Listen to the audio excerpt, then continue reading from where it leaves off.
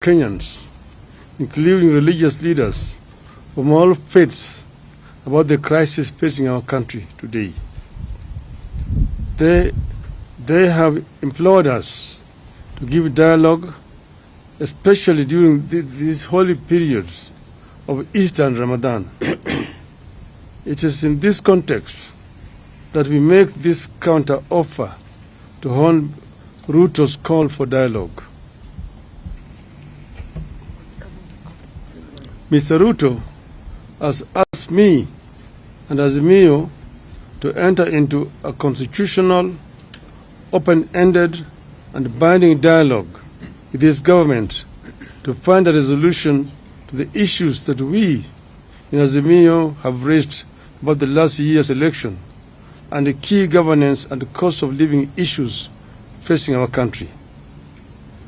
As Kenyans know, we disputed the 2022 election results declared by the then IBC chairman, Wafula Chebukati, and a minority of 2 commissioners, against the express decision of a majority of 4 commissioners to reject those results. To our consternation, the Supreme Court unfortunately agreed with the IBC. We refuse to accept the ruling of the Supreme Court as biased and lacking in proper jurisprudence. Since then, we have widely consulted with the people of Kenya throughout the width and breadth of this great country of ours. We have held rallies and more recently demonstrations in Nairobi and elsewhere.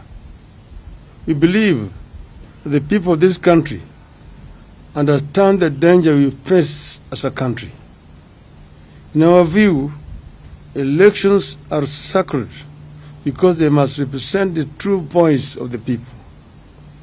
We have raised the key issues that we face as a country, including the electoral injustice, the cost of living, the legitimacy of the IBC, the opening of the server for a forensic audit, the savage attacks on media and innocent civilians by the police, and the viability of our democracy, including buying off of members of parliament. We have said that members of parliament, once elected in political parties, must carry that mandate for the rest of the life of that parliament. I believe that Kenya is today facing its worst crisis in decades, out of which we could recover or go the way of other failed states. As leaders, it is our responsibility in Azimio,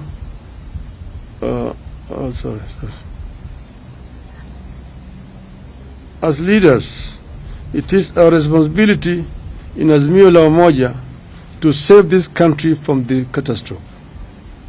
We as Azimio la Umoja have resolved the following. 1. We acknowledge Mr. Ruto's olive branch for a dialogue on key issues raised by Azimio la Umoja. To us, this is a positive development. 2.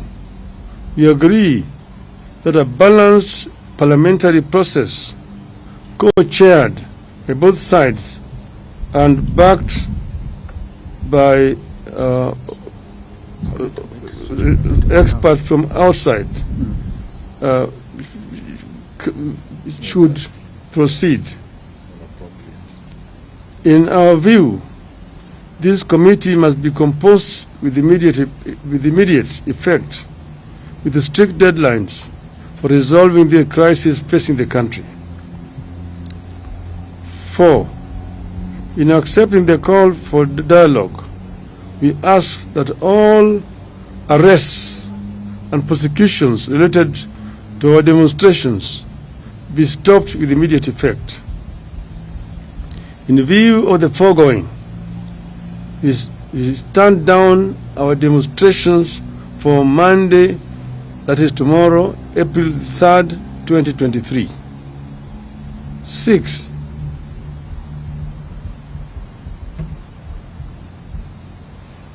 But in doing so, we want to emphasize that the right to assemble, to demonstrate, petition, and to speak are ironclad as provided for in our Constitution. 7. Therefore, we reserve our rights to call for demonstrations should this process not bear fruit. Should there be no meaningful engagement or response from Hon. Ruto